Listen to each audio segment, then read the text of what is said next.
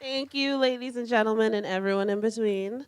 My name is Rebecca. Thanks for coming today, and I'm going to tell you about a phone call that I had at my internship that really changed my outlook this semester. So, I'm a pretty excitable and talkative person. I talk fast, I talk quickly, and I have a lot to say. So, slow me down if you can't hear me. So this was why I was very confused to find myself flinching every time I heard the phone ring at my internship. So let me backtrack. I'm a pre-law student, and I will hopefully be going to law school in the next year or so.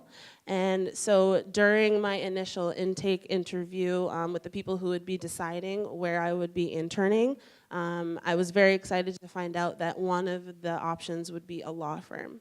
So after I was placed there for a little bit and I was easing myself into the experience, I started to notice that I was feeling very apprehensive upon answering the phone. And that was something that took me by surprise because I'm not a very easily shaken person and I don't really have a problem talking to people. And I began to realize that my fear in answering the phone was coming from a lack of confidence, and that I only am excited to talk about things when I feel confident about them. So that was why this particular phone call really put into perspective what I needed to work on for myself this semester. So it was a typical day. I was typing on my computer and flinching every 10 minutes when the phone would ring. And the phone rang and I answered it. And this particular person, I work at Veterans Legal Services, by the way. So we provide legal aid for veterans in need in the greater Boston area. So I answered the phone, and it was a veteran woman. She was in her early 40s, and the phone call basically went back and forth between me and her, trying to refer her to legal clinics where she could get the aid that she needed. But as we all know, when we're in flustering situations or when we're really excitable or nervous, a lot of the times what we are thinking in our head doesn't always come out in translation. So she wasn't really articulating to me what exactly it was that she needed, and I wasn't sure how I could assist her. We went through a bunch of different family clinics, we went through a bunch of different counseling clinics for domestic abuse, and it ended up being a very frustrating experience for the both of us because we didn't really know how to communicate back and forth. But at one point, it had kind of gotten to the peak of our frustration, and she was just on the phone like, you know what, just hand off the phone to an attorney. Just give me to someone who knows what they're talking about. Like, who are you? What are you even doing here? And this voice on the other end of the phone, because that's all it was to me, kind of just put me in this position where I was like, I don't know how to answer that question. I don't know what my role is here, and I don't know what I'm doing. And for someone who has literally always had a plan every step of the way, that can be very, very harrowing.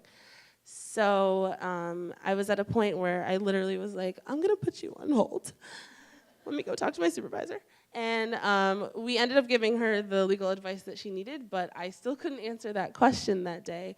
And it set me on this path of a lot of introspection and reflection about why I'm even in this program and what I'm doing at a law firm. I did a lot of valuable work at my internship, don't get me wrong, but I also came to realize that at a law firm, there's really not much you can do in the way of directly working with clients if you're not an attorney, a paralegal, or a law student. I'm none of those yet. So I kind of felt a lot of anxiety about my role there and discouragement facing the challenges to come because I didn't really feel like I was fitting in there or that I was making any kind of impact. And the phone call shook me because I didn't know if I was even, making an impact or helping anyone. And that was frustrating because it was the career that I always saw myself in. So after a lot of discouragement and reflection, I began to realize that even though I was super uncomfortable in that space and time and not being able to help someone that I thought I should be capable of helping, that I just needed to kind of sit in my discomfort and grow in it. And even though I dreaded coming in every day because I dreaded, having to talk to another person that I wouldn't know how to help, I realized that that point in my life and that point in my internship wasn't static, and that I would be able to learn how better to help people, and I would feel more comfortable and confident in my position there.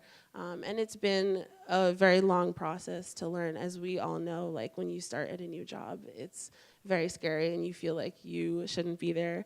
But I just kept telling myself, you know, I do belong here. There's a reason why I was chosen to work at Veterans Legal Services. So even in the moments, I guess, when you feel like you're not making a change and it's not you who should be there, I just challenge you to remind yourself that it's not a matter of if you will change the world, it's just a matter of how.